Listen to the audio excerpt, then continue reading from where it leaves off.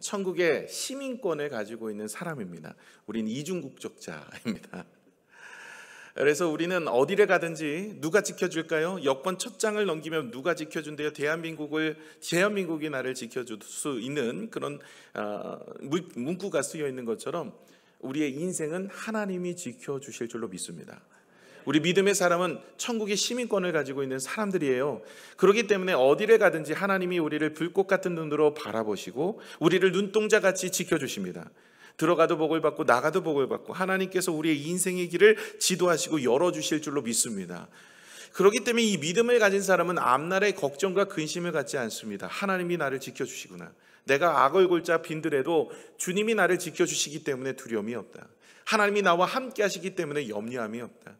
여러분, 오늘도 이 자리에 나와서 예배를 드리고 또 청라 땅에 살고 계시지만 그러나 여러분이 계획하고 생각하여 이 땅에 지금까지 온 것은 아니잖아요. 하나님의 인도하심입니다. 세상 사람들은 자신의 지혜와 결단으로 이제까지 왔다라고 이야기하지만 성경을 통해 믿음의 사람들은 하나님께서 우리의 인생을 지도하셨고 인도하여 주셨다라고 고백합니다. 여러분, 믿음의 성경의 인물들 아시죠? 아브라함이나 이삭이나 요셉이나 다윗이나 예수님의 제자들, 수많은 믿음의 사람들의 인생을 한번 보세요. 하나님이 그의 인생을 계획하시고 그의 그 인생을 이끌어 가시고 있는 모습을 성경이 기록하고 있어요. 그 이야기는 무엇을 의미하냐면 그들의 인생을 하나님이 인도하여 주셨다, 이 얘기를 하고 있는 게 아닙니다. 그들을 인도하셨던 하나님이 곧 나의 인생도 인도하여 주신다는 것을 말씀하고 있는 것인 줄로 믿습니다. 그러므로 저와 여러분의 인생은 하나님의 지도 아래 있습니다. 하나님의 은혜 아래 있습니다. 하나님의 인도 아래 있는 줄로 믿습니다. 무엇을 먹을까, 무엇을 입을까, 무엇을 마실까 염려하지 마라. 이 모든 것은 이방인들이 하는 염려다라는 거예요. 저와 여러분은 하나님의 시민권입니다. 하나님의 패스포트, 천국의 패스포트를 가지고 있어요. 그러므로 인하여 우리의 인생은 하나님이 지켜주실 줄로 믿습니다. 앞날 염려하지 마세요. 무엇을 먹을까, 무엇을 할까, 나는 어디로 갈까, 무엇을 하며 살아갈까, 나는 어떻게 살아야 될 것인가 염려할 필요 없습니다. 세상 사람들이 하는 염려예요. 우리 믿음의 사람들은 하나님이 지켜주실 줄로 믿습니다. 그러므로 저와 여러분이 오늘도 그 믿음 안에서 예배하는 거예요. 감사로 예배하는 겁니다. 기도를 하여도 하나님, 내가 이 기도 응답이 될까요? 할 수만 있다면 응답하여 주옵소서, 이렇게 기도하지 않습니다. 하나님 응답하여 주실 것을 감사합니다, 이렇게 기도하는 거예요. 저와 여러분의 인생은 하나님이 책임져 주실 것을 믿습니다. 그것이 성경에 기록되어 있는 내용이에요. 저와 여러분이 예수 믿죠? 이제 하나님의 백성이 됐죠? 이제 하나님이 아들이라 우리를 명하십니다. 그러므로 인하여 우리의 인생은 하나님이 붙들어 주시는 줄로 믿습니다. 우리는 이제 계속해서 이 성막의 구조에 대한 이야기를 함께 나누고 있습니다. 이 성막은 하나님의 임재를 상징하는 동시에 예수 그리스도를 향한 모형으로 그려져 있습니다.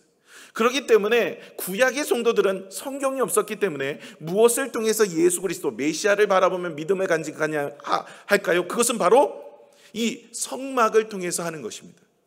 그래서 구약의 성도들이 어떻게 구원을 받을 수 있었을까요? 예수님이 오시지 않았는데 성막을 통해서 메시아 예수 그리스도가 어떤 분이라는 것을 믿음으로 바라보아서 나의 모든 죄는 예수님께서 이 땅에 오실 것이고 그러므로 인하여 죄사함을 얻을 것에 대한 믿음으로 확신, 그 예수 그리스도의 오실 예수 그리스도를 바라보며 믿음을 간직하고 그 믿음으로 구원에 이르게 되는 거고, 우리는 신약을 사는 우리는 오신 예수 그리스도가 우리의 모든 죄를 대속하여 십자가에 달려 돌아가신 것을 믿음으로 구원을 얻는 거예요.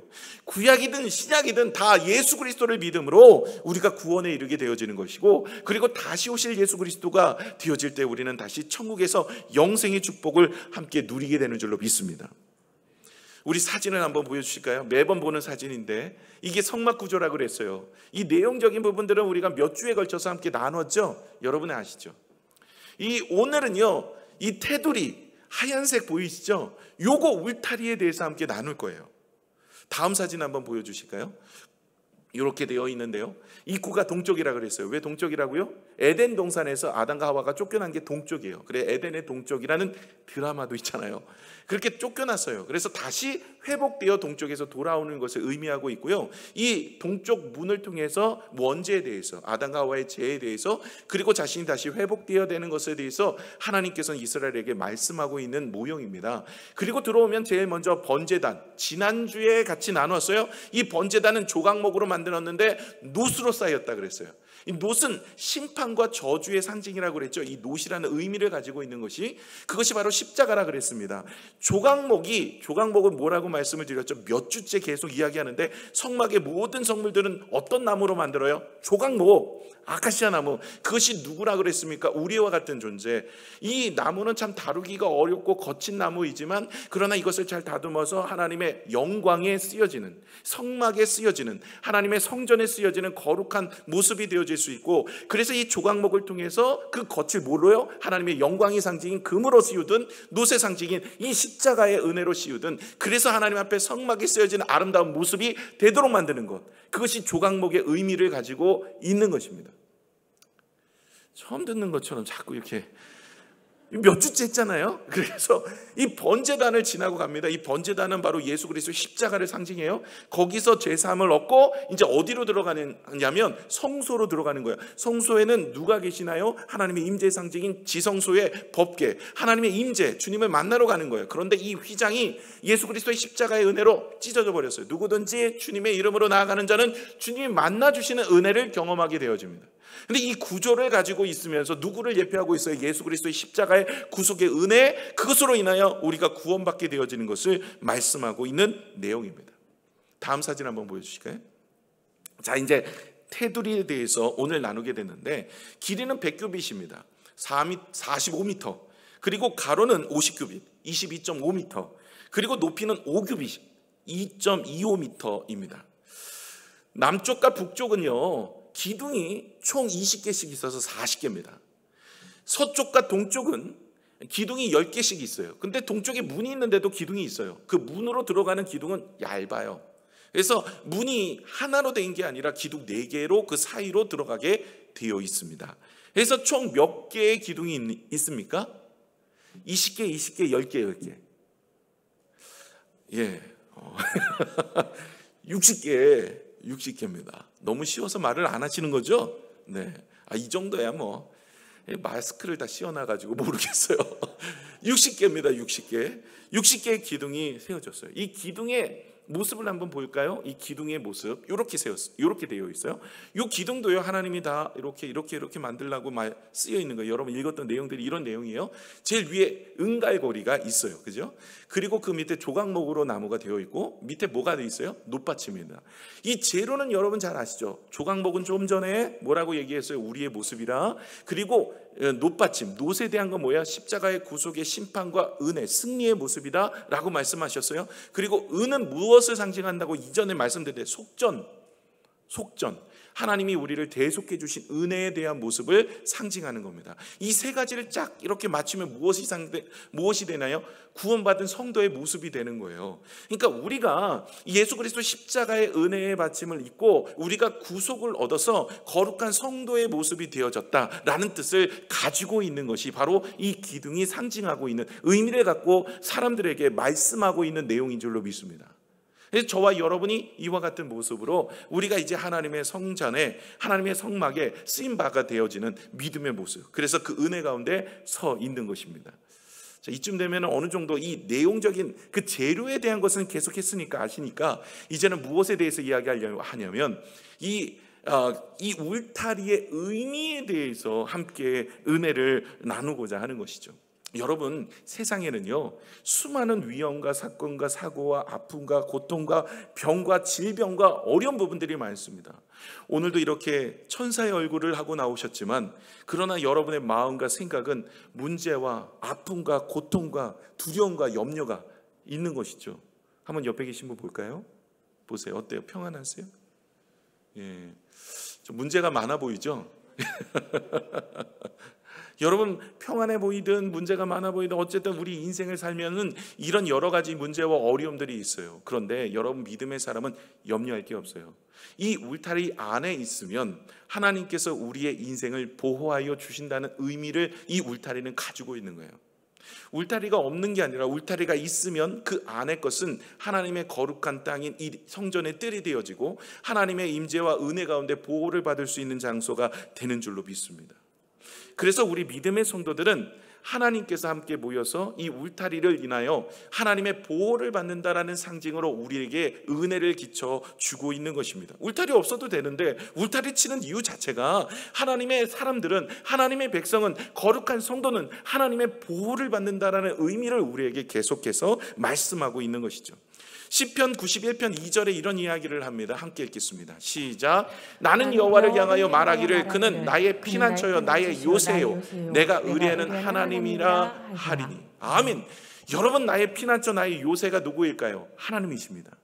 여러분, 예전에 성이 있을 때는요, 이렇게 그 적군들이 쳐들어오면 어디로 피합니까? 성 안으로 도망가요. 그러면 성이 나를 지켜주는 거예요. 그래서 그 성이 나를 지켜줘서 보호하게 되어집니다.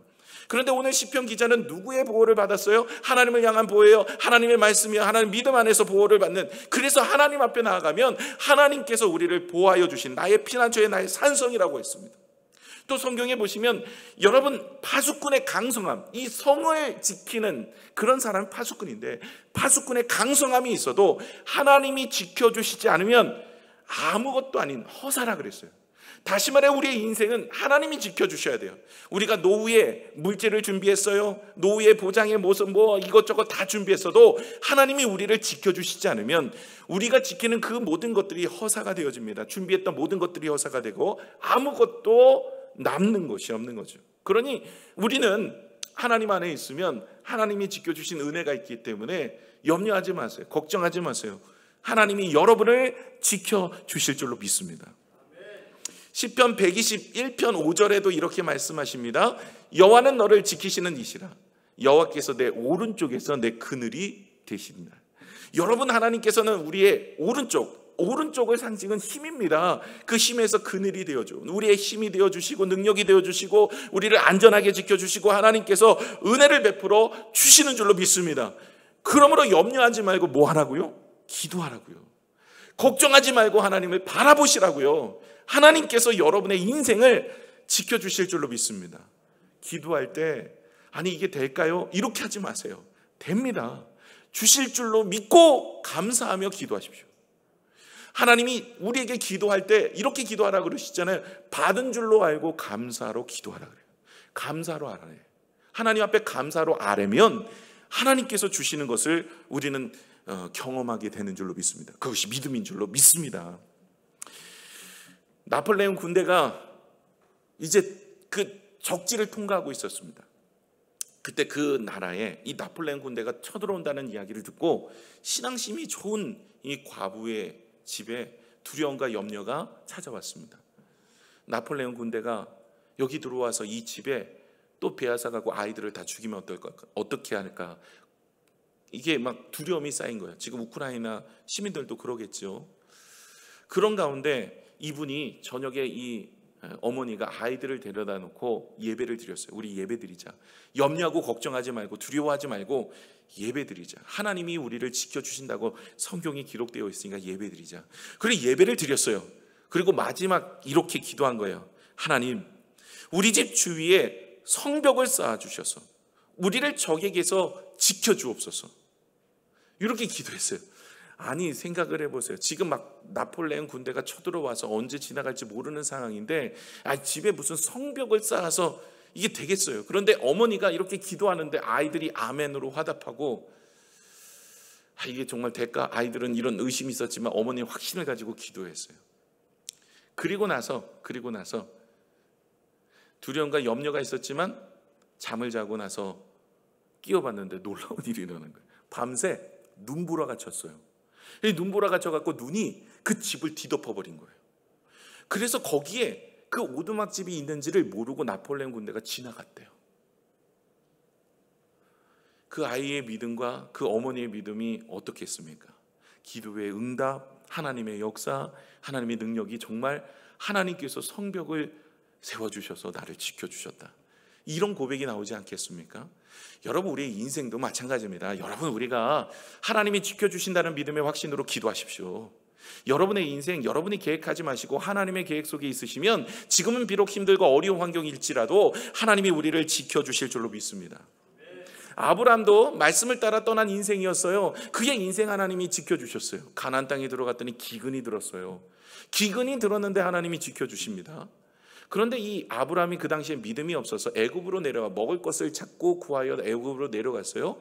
거기에 바로 왕이 그의 아내를 취하이죠. 그럴 때 하나님께서 바로 왕에게 나타나셔서 아내를 그렇게 하지 못하도록 만들었어요. 그리고 아브라함과 이 사라를 지켜주시고 오히려 많은 재물을 얻어서 다시 가나안 땅으로 돌아올 수 있도록 인도하여 주셨습니다. 누가 지켜주셨습니까? 하나님이요. 그러나 반면에 이런 모습을 보고 있었던 조카 롯은요, 그 조카 롯은 아브라함이 아들처럼 길렀어요. 자녀가 없었기 때문에. 이 조카 롯은 그 아브라함의 그런 믿음과 은혜와 축복을 보고서도 깨닫지 못하였어요. 재산이 많아지고 나니까 이제 자기를 지켜줄 것은 하나님이 아니라 소돔과 고모라 성이다. 소돔과 고모라 성에 가면 내가 지킴을 받고 내 인생이 좀 더 나음을 얻을 수 있겠다. 자녀를 낳아도 교육이 잘 되지 않겠느냐. 좋은 곳을 따라간 거예요. 그랬을 때 어떤 일이 일어났습니까? 여러분, 하나님이 지키지 않으면 모든 것이 허사가 되는 거죠. 아무리 내 눈에 나를 지킬 수 있는 것이 성읍이고 좋은 것이고 그것이 있다 할지라도 여러분, 그돌라오밀이라는 그런 그 북쪽 연합군이 쳐들어와서 소돔과 고모라 다 패하고 그 전멸당하고 그리고 올라가서 다 시민들이 끌려 올라가지 않습니까? 노예로. 그럴 때 아브라함이 318명을 데리고 올라가서 다 무찌르고 그 사람들을 구출해내지 않습니까? 이때가 한번 기회였어요. 인생의 기회. 다시 하나님께 돌아와서 아브라함처럼 내가 이제는 나를 지킬 수 있는 것은 하나님이십니다. 내 인생을 붙들어 주시는 것은 하나님이지 세상이 아닙니다. 세상의 물질과 세상의 명예와 세상의 것들이 나를 절대 지켜주지 못한다는 것을 깨닫고 이제 주님 앞에 나오겠습니다. 이런 고백으로 롯이 나왔다면 얼마나 좋았겠어요. 다시 들어가 살아. 근데 그의 인생 무너진 건 여러분 성경을 통해서 잘 알고 계시죠. 여러분, 하나님이 지켜주시지 않으면 안 되는 거죠. 그러나 우리의 인생은 하나님이 지켜주십니다. 야곱이 라반의 집을 이제 도망하여서 고향 땅으로 돌아올 때 라반이 야곱을 찾아 해하려고 그랬어요. 그럴 때 하나님께서 라반에게 찾아가서 해하지 말도록 만들어 주셨습니다. 에서에게도 마찬가지였어요. 여러분, 야곱이 한 거는 무엇일까요? 하나님의 말씀을 붙잡고 하나님께 기도한 것밖에 없어요. 그랬더니 하나님께서 에서를 찾아가고 라반을 찾아가서 야곱이 해를 당하지 않도록 지켜주신 겁니다. 히스기야 왕이 아수르 13만 5천 명의 대군이 이렇게 포위를 당했어요. 예루살렘에서. 그럴 때 하나님께 기도했더니 하나님께서 무찔러 주셨어요. 은혜를 주신 겁니다. 노아 시대도 하나님께서 이 방주를 만드셔서 이 믿음의 노아를 안전하게 구출해 주셨어요. 이처럼 하나님의 백성은 하나님이 지켜주시는 줄로 믿습니다. 요한복음 10장 29절의 말씀을 같이 한번 읽겠습니다. 시작. 그들을 주신 내 아버지는 만물보다 크심에 아무도 아버지의 손에서 빼앗을 수 없느니라. 여러분, 아버지의 손에서 우리를 빼앗아갈 자 없습니다. 이것만 믿으십시오. 여러분의 인생 지금 과정 중에 어려움도 있고 문제도 있고 환율도 오르고 이자도 오르고 물가도 오르고 삼중고인데요. 여러분, 이런 가운데서도 이삭은요, 가뭄 중에 하나님의 백성으로 하나님이 지켜주시니까 100배의 열매를 맺었대요. 여러분, 하나님의 백성은 하나님이 책임져 주십니다. 여러분, 이방 사람들, 다시 말해 세상 사람들은 자신의 인생을 자기가 책임져야 되지만 우리 믿음의 사람은 하나님이 보호하여 주시는 줄로 믿습니다. 다윗이 어린 나이 때 사울 왕의 시기를 받아서 이곳저곳 도망 다녔어요. 사울 왕은 다윗을 죽이려고 사람을 풀었습니다. 온통 적이었어요. 그럴 때 다윗이 이렇게 고백합니다. 시편 23편 4절입니다. 함께 읽겠습니다. 시작. 내가 사망의 음침한 골짜기로 다닐지라도 해를 두려워하지 않을 것은 주께서 나와 함께 하심이라. 주의 지팡이와 막대기가 나를 안위하시나이다. 아멘. 다윗이 그 고통과 어려움에 십수년을 지나면서 어떻게 그가 믿음으로 일어나며 안전하게 자고 일어날 수 있었는가? 그것은 하나님께서 나를 지키신다는 믿음과 확신입니다. 오늘도 저와 여러분 인생, 환경 보지 마세요. 하나님이 나를 지켜주시는 줄로 믿습니다. 하나님이 우리의 인생을 붙들어 이끌어 주시는 줄로 믿습니다. 그러므로 저와 여러분이 붙잡아야 될 것이 무엇일까요? 오직 하나님의 손을 붙잡으셔야 돼요. 오늘도 믿음 안에 서야 돼요. 예배 안에 거해야 돼요. 힘들고 어렵다고 예배 내려놓지 마시고 예배 안에 거하시고, 하나님 앞에 기도하는 게 힘들다고 내려놓지 마시고 기도하시면 하나님의 우리의 인생의 삶을 붙잡아 주실 줄로 믿습니다. 생물학자 베스티언이라는 사람이 있습니다. 이 사람은 거미를 좀 연구를 하다가 놀라운 사실을 발견하게 돼요. 거미가 이 나무 가지 사이와 그리고 이 덤불 사이에다가 이렇게 집을 지어가지고 거기 안에다가 새끼를 놓는데요. 그리고 이제 먹이 때문에 옆으로 이제 쭉 가서 이제 먹이 사냥을 하고 있다가 보면 어느덧 이 새끼들이 위험에 처할 때가 있대요. 이 새끼들을 공격하는 것들이 있나 봐요. 이 새끼를 공격이 당하고 얘가 막 움직이게 되면 언제 그랬는지 쏜살같이 달려와가지고 이 거미가 새끼를 지킨다는 거예요. 도대체 어떻게 이 새끼의 위험을 알고 어미가 이렇게 바로 달려올 수 있을까? 연구를 해봤더니 놀라운 사실은 새끼들 한 마리 한 마리마다 어미랑 이 비단줄과 같은 줄 하나가 연결이 되어 있대요. 그래서 새끼가 움직이면요, 위험을 당해서 빠르빠르 움직이면요, 이게 팽팽하게 당겨져서 이 어미에게 신호가 되는 거예요. 그러면 어미가 달려와갖고 그 새끼들을 구출해내더라는 거예요. 여러분, 우리 믿음의 사람들도 마찬가지입니다. 우리가 하나님 앞에 우리가 의탁하고 하나님의 손을 붙잡고 있으면 하나님께서는 우리의 마음과 생각을 하시고 우리의 삶을 하시고 우리의 기도를 하시고 우리의 형편을 하시고 하나님의 은혜 가운데 우리는 반드시 회복되고 하나님이 우리를 지켜주신 은혜 가운데 서 있을 줄로 믿습니다. 자꾸만 울타리 밖으로 나가려고 하는 거예요. 예배 밖으로 나가려고 하는 거예요. 신앙 밖으로 나가려고 하는 거예요. 하나님이 언제 나를 지켜주시나, 하나님이 나를 왜 이렇게 힘들게 하느냐. 요즘 세일의 반기도에 욥기 아시죠? 욥기 계속 나누잖아요. 여러분 밤마다 오세요. 저녁마다 지금 많은 분들이 예배를 드리고 계세요. 지금 2부 예배 이 정도는 아니래도 거의 찹니다. 매일 밤마다 9시에 욥기를 가지고 나누고 있어요. 일주일 지났는데 2주일 남았어요. 앞으로도 계속 오세요. 욥기 다 띱니다. 42장을 다 뛸 건데, 여러분께서 이 욥기에도 보시면 욥이 한 가지 놓지 않았던 게 있어요. 이렇게 고난이 오고 어려움이 오고 아픔이 오고 고통이 찾아와도 하나님을 예배하고 기도하는 걸 놓지 않았어요. 생각을 해보세요. 아들, 딸 하루아침에 10명 다 죽었죠. 그 동방 최고의 갑부가 집안이 완전히 풍지박산으로 망했죠. 아내, 믿었던 아내는 욕하고 떠났죠. 친구들 위로한다고 와가지고 막 속 다 뒤집어 놓죠. 육신이 건강하면 제기라도 할 텐데 육신은 병든데 문둥병 최고의 문둥병 걸려버렸죠. 이게 인생이 일어날 소망이 하나도 없어요. 그런데 뭐를 해요? 내가 있는 자리에서 주님을 예배하고 하나님 앞에 찬양하고 기도한다는 거예요. 이게 믿음의 사람이에요. 이런 사람을 하나님이 회복해 주셔서 나중에 42장에 가면 몇 배 주세요? 더블. 이전보다 2배. 그래서 하나님께서 놀라운 역사와 은혜로 회복해 주시는 은혜를 경험하게 됩니다. 뭐를 놓지 않았어요? 그 삶에 있어서 하나님을 예배하고 기도하는 걸 놓지 않았어요. 여러분 힘들고 어려워도요, 하나님 놓지 마세요. 하나님의 우리의 인생을 붙들어 주시고 우리를 보호하십니다. 하나님의 은혜 가운데 서 있어야 됩니다. 그 울타리 안에 들어가 있어야 하나님의 보호가 되어지는 줄로 믿습니다. 두 번째가 울타리에는 소유권이라는 것에 의미를 담고 있습니다. 여러분 지방에 내려오면 담이 있어요. 그 담 안에는 누구 거예요? 그 집 사람의 것이죠. 소유예요. 소유의 의미를 가지고 있습니다. 목자들은요, 양떼를 지키기 위해서 울타리를 만들어요. 울타리 안에 있는 양은 다 자기 양이에요. 울타리 밖에 있는 것은 내 양이 아닌 거죠. 그래서 하나님의 소유가 되어집니다. 여러분 하나님의 소유가 되어지면 하나님이 지키시고 은혜 주시고 힘 주십니다. 베드로전서 2장 9절에 보시면 뭐라고 됩니까? 그러나 너희는 택하신 족속이래요. 왕 같은 제사장이요 거룩한 나라요 그의 소유된 백성. 소유된 백성이에요. 저와 여러분 하나님의 소유입니다. 하나님의 소유가 되어지면 이제 하나님이 지키시는 거예요.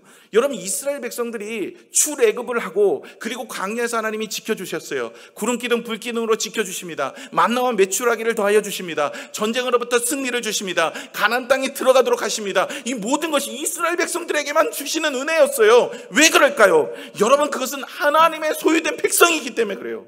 저와 여러분의 인생도 하나님이 지켜주십니다. 하나님이 은혜 주십니다. 우리의 삶은 하나님의 소유된 백성입니다. 그러기에 천국의 시민권을 가진 사람은 하나님의 소유된 백성이에요. 그런데 여기서 꼭 기억해야 될 것은 하나님의 소유된 백성은 나의 삶이, 나의 시간이, 나의 사업이, 나의 자녀가 하나님의 것이다라는 고백이 있어야 돼요. 하나님이 나의 인생을 지켜주실 겁니다. 하나님이 나의 앞날을 열어주실 겁니다. 하나님이 우리의 자녀를 붙들어 주실 겁니다. 이런 마음이 있어야 돼요. 여러분에겐 그런 믿음이 있으십니까?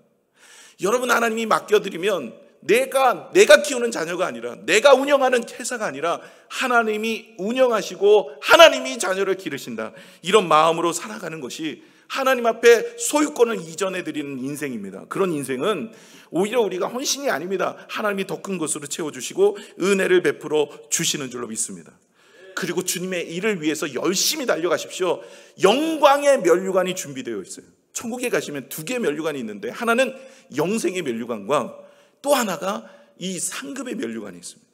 영광의 면류관. 이 땅에서 어떻게 하나님께 영광을 돌렸는지 하나님은 영광의 면류관을 준비해 두신다고 하셨습니다. 힘들고 어렵지만 여러분 열심히 주를 위해 봉사하고 헌신하는 걸 멈추지 마십시오. 하나님이 여러분과 저와 우리의 인생을 붙들어 주실 줄로 믿습니다. 세 번째 의미는 울타리에 연합이라는 게 있어요. 혼자 폴대가 서 있으면 이게 서 있지를 못해요. 그죠? 여러 개가 합쳐 있어야 그 울타리가 되는 거예요. 그런 것처럼 우리가 연합이라는 것을 기억하셔야 됩니다. 성도는 연합이 정말 중요합니다.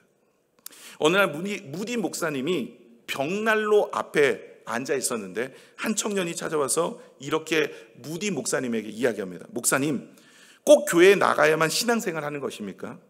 그냥 개인적으로 성경 공부하고 기도하면 되지 않을까요? 그랬더니 무디 목사님이 아무 말 하지 않고 지피던 그 장작을 흐트러 놓았어요. 하나씩 띄워 놓았어요. 그러자 장작불 하나하나가 꺼지기 시작합니다. 금세 방 안에 냉기가 돌았어요.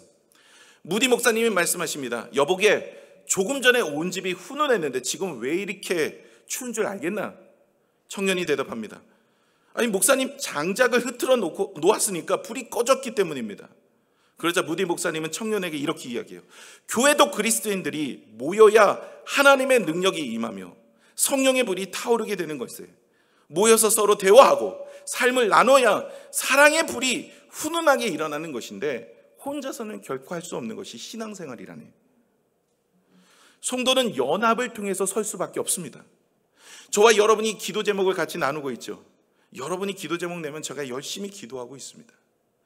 응답을 되신 분들은 응답 카드가 있어요. 노란 거. 그거 쓰셔서 내주세요. 제가 밤마다 기도하는데 응답 받았는데도 기도할 수가 있어요. 제가 아직까지 영역이 거기까지 안 돼요. 응답 받았는데 뭐 이걸 깨닫는 영역이 안 되니까, 여러분이 응답 받으면 노란 게 있어요. 응답 기도 카드 있어요. 그거 만들어놨어요. 하도 응답 받은 걸 말씀을 안 해서 벌써 한 달 전에 응답 다 받고 다 끝났는데 저는 계속 기도하고 있어요. 힘들어요. 그래서 여러분 응답 카드 그거 쓰셔서 제출하시면 돼요. 하나님께서 응답하여 주시고 은혜를 주시는데, 여러분 기도 못하면 제가 기도합니다. 그리고 여러분 결코 포기하지 마세요. 여러분 세일의 밤기도에 기도해야 됩니다. 기도 나와야 돼요. 그리고 기도의 응답을 받으셔야 돼요. 결단해 보세요. 그리고 그렇게 해서 은혜 누리시기를 부탁을 드리는데요. 여러분 성도들은요, 이렇게 연합해야 돼요. 내가 기도 못하면 옆에 성도들이 또 제가 기도해드리고 이러면서 누가 나를 위로해 주지? 여러분. 뭐 이러잖아요. 저와 여러분이 함께 기도하면서 하나님의 은혜를 경험해야 되지 않겠습니까? 여러분 힘들지만 연합해야 돼요. 어렵지만 연합해야 돼요. 이게 하나님의 뜻이래요. 교회 내 마음 맞는 사람만 없습니다. 어떤 교회가 자기랑 마음 맞아요? 여러분 사랑해서 결혼한 남편도 쉽지 않아요. 아내도 쉽지 않습니다. 그렇죠? 사랑하는 아들도 쉽지 않아요.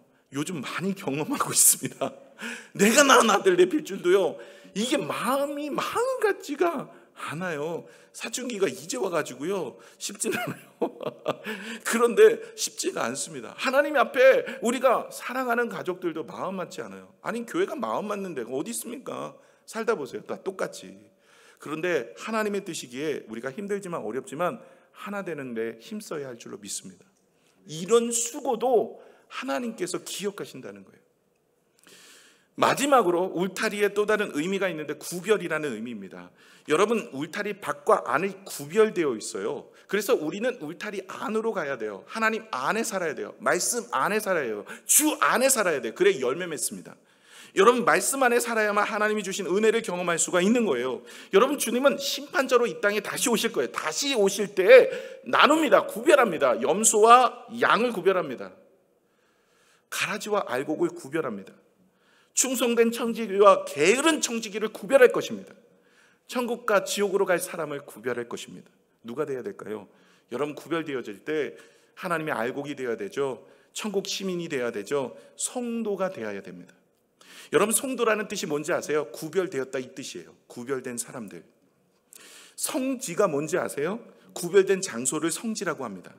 성물이 뭘까요? 구별된 물건입니다. 똑같이 쓰이는 거지만 하나님 앞에 구별되어 드리면 성물이 돼요. 그것이 돈이든 어떤 것이든 마찬가지입니다.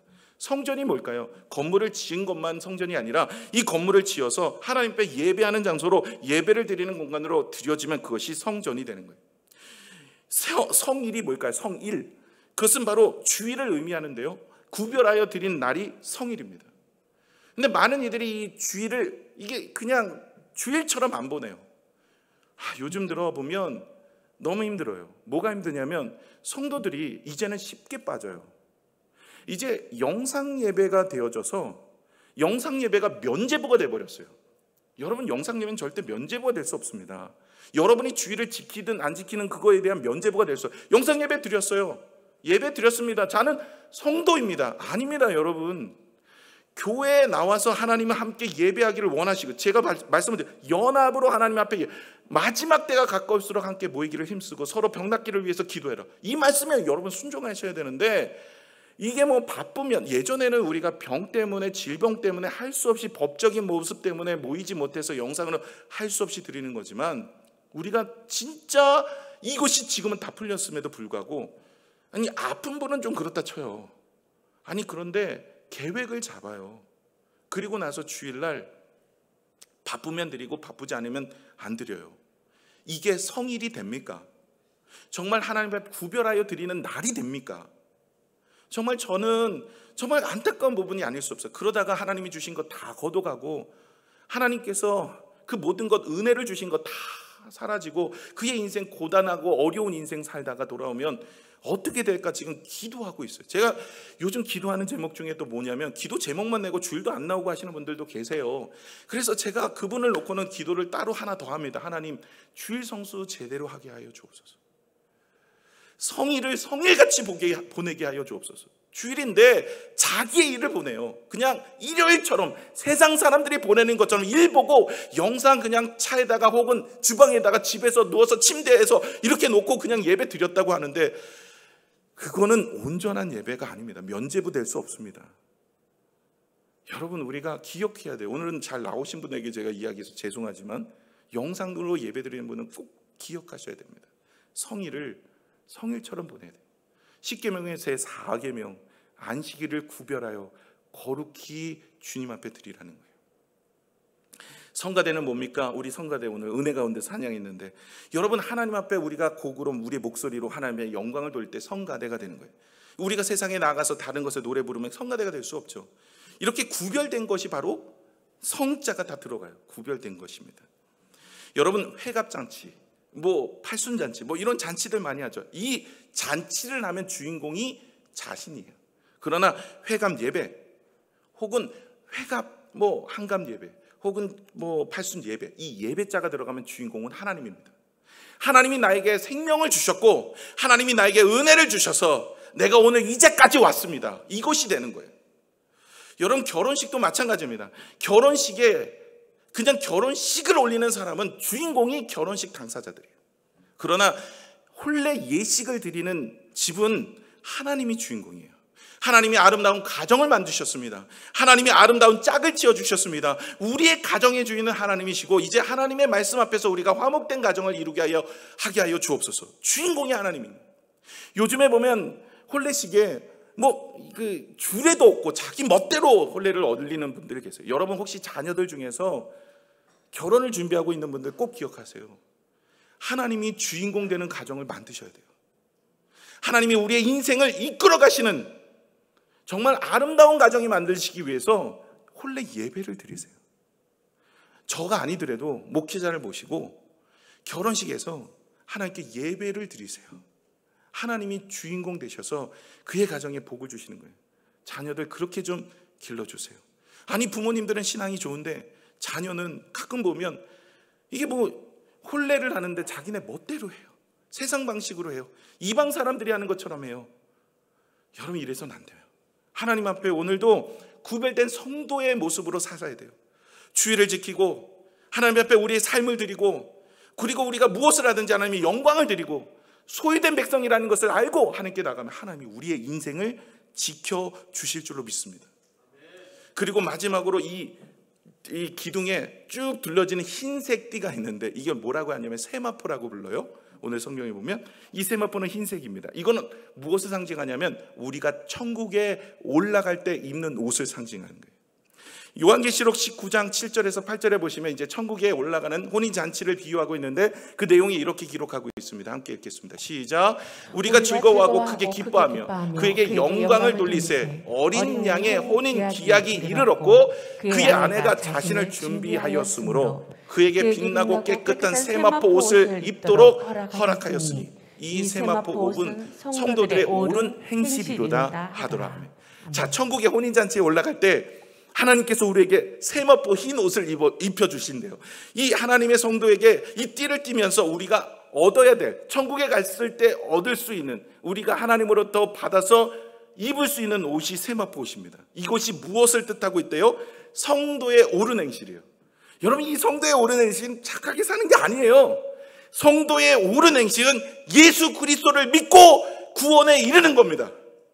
성도가 가장 옳은 행실은 오늘도 예수 그리스도가 나의 구주로 영접하고 오늘도 예배드리며 하나님을 찾는 일이 성도의 옳은 행실이에요. 세상에 나가서 착하게 살고 거짓말 안 하고 도덕적으로 깨끗하다고 의로운 자 없습니다. 성경에 로마서에 뭐라고 말씀하고 있습니까? 우리의 행위로 의로울 자는 한 사람도 없어요. 이 성도의 옳은 행실은 예수 믿는 행실입니다. 바로 예수 그리스도의 십자가의 구속의 은혜로 살아가는 우리가 하나님 앞에 나아가는 은혜를 얻을 수 있는 거예요. 여러분, 제일 잘하는 일이 뭐예요? 오늘 주일을, 성일을 거룩히 지키고 오늘 이 자리에서 예배 드리는 것이 여러분이 제일 잘하고 있는 겁니다. 여러분, 주의 말씀을 내 인생의 앞에 세우고 그 말씀을 읽고 묵상하여 나가는 것이 여러분의 인생의 제일 옳은 행실입니다. 그러므로 여러분, 우리가 구별된 성도가 무엇을 해야 될까요? 하나님을 의지하는 겁니다. 구별된 성도가 문제 앞에서 무엇을 해야 될까요? 기도 좀 하셔야 됩니다. 기도해야 됩니다. 예수님의 제자들도 얼마나 안 했으면 예수님이 마지막 겟세마네 동산 3번 부탁했는데 다 자고 마음은 원이로다 육신이 약하다. 제가 그거 위로 많이 받습니다. 한만 얘기해도 안 오고 문제가 큰데도 저 기도만 시키고 본인은 안 오고 너무 힘들어요. 그래서 여러분, 세일의 밤기도에 여러분 나오세요. 이것이 여러분의 가장 옳은 일일 수 있습니다. 우리가 오늘부터 시작하여서 여러분 결단해 보세요. 여러분의 인생에 제일 은혜가 되는 날, 아마 이 세일의 밤기도에 나오는 것일 수 있습니다. 저와 여러분이 힘들고 어렵지만 다 안 어렵겠습니까? 다 힘들지 않겠습니까? 병든 자들 죽게 나왔어요. 근데 많은 분들이 병든 자들이 주 앞에 안 나와. 내가 회복되면 나갈게. 근데 희한하게 성경은 아픈 자들이 죽게 나와요. 목숨 걸고 나옵니다. 죽어도 내가 주 앞에 가서 죽겠다 나옵니다. 요즘은 아프면 그냥 쉬어요. 면죄부 돼버렸어요. 영상 예배가. 너무 마음 아픈데 여러분 결단해 보세요. 개인적으로는 얘기 못해. 이런 권면하면 또 시험 들고 그래서 강단에서 말씀으로 선포할 수밖에 없어요. 그냥 개인적으로 하면 그러십니까? 예, 기도하겠습니다. 이렇게는 얘기해요. 그런데 제가 성경에 있는 이야기를 할 수밖에 없는 강단에서는 그렇게는 말을 못 하겠더라고요. 제 속으로 그래요. 그럼에도 나오셔야죠. 그럼에도 주의 성전에서 하나님을 바라보며 예배하셔야죠. 우리 믿음의 선조들 어떻게 믿음 지키셨는지 아시잖아요. 왜 아는 대로 행동으로 옮기지 않으세요? 하나님이 누구에게 복을 주시는지, 간절한 기도 끝에 응답을 받는 자들이 누구인지, 문둥병자들이 목숨 걸고 예수님 만나러 온 건데 걸리면 죽습니다. 돌 맞아 죽어요. 문둥병자들이 도심 안에 들어오면 죽어요. 이게 전염병이라서 예전에 그 예수님 당시 목숨 걸고 나 주님 만나겠다고 온 거잖아요. 그래서 나왔어요. 그 간절함이 없어요. 요즘엔 내가 하나님께 예배하고 기도해야 하나님이 주신 그 간절함과 소망으로 주님이 나를 치유해 주신다는 믿음이 없어요. 그러니까 은혜가 안 돼요. 기도해봤자 소용이 없다고 이야기해요. 또 세일의 밤기도회가 왔구나, 이렇게만 생각하는 거죠. 여러분, 기적을 경험하는 여러분의 삶이 되시기를 축복합니다. 기도하겠습니다.